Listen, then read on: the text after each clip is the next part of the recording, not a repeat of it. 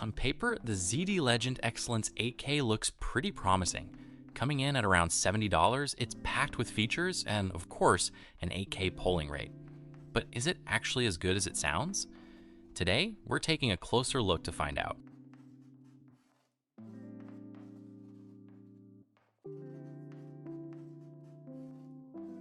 Alright, let's start with the unboxing. The packaging is pretty straightforward, with the controller's name on the front and some of the main specs listed on the back.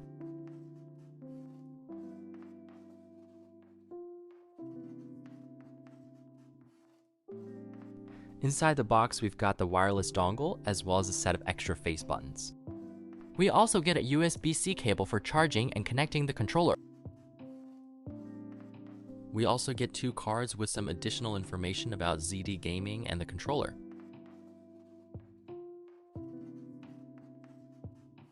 And last but not least, we have the controller itself.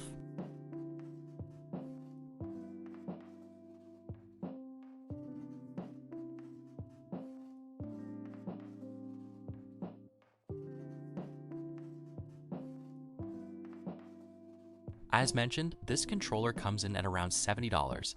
You can pick it up from AliExpress or directly from the ZD Gaming store. There are also bundles available that include a charging dock for around $10 to $20 more. The controller comes in 3 different colors: black, white, and pink.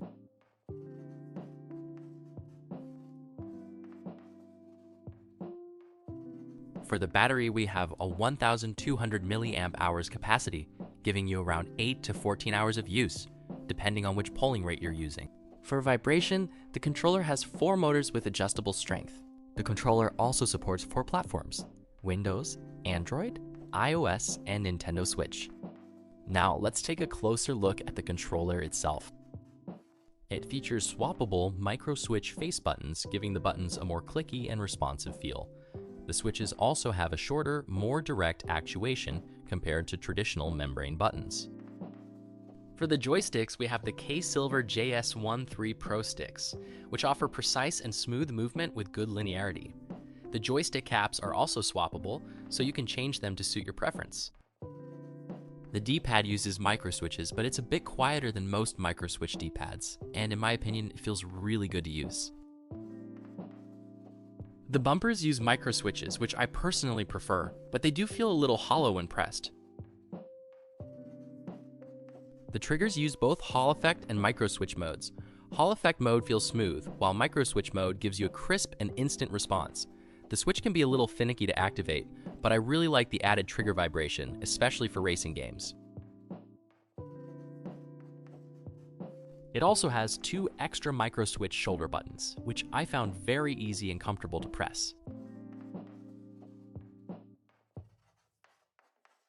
But it also has 2 Microswitch back buttons. They felt a little too high up for me, so I had to either move my finger up or press them lower down on my finger. It's not a huge issue for me though.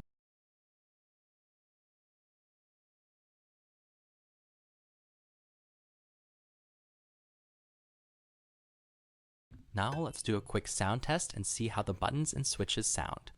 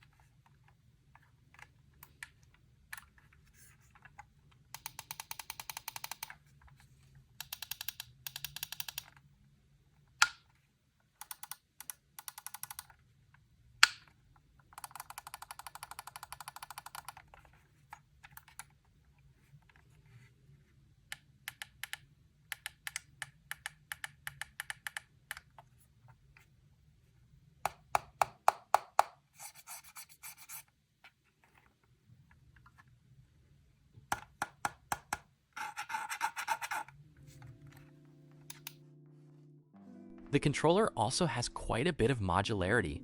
You can swap out the thumbsticks and D-pad, and you can also buy additional D-pads and joystick caps to further customize the controller to your preference.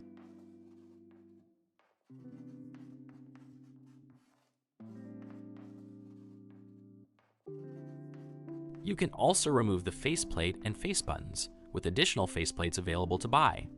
The face buttons can also be swapped around to use the Nintendo Switch layout.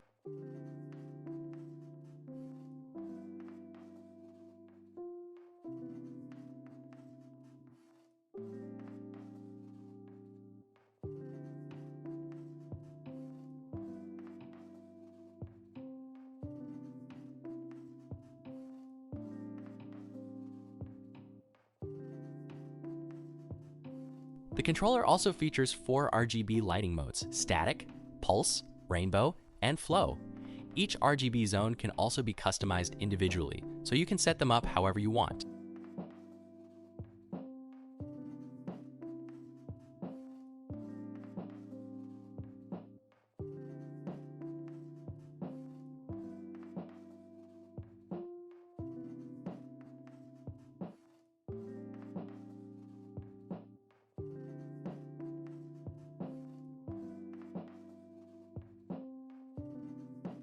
For software, you have the option to download the PC software, but there's also a web hub that lets you fully customize the controller directly through your browser.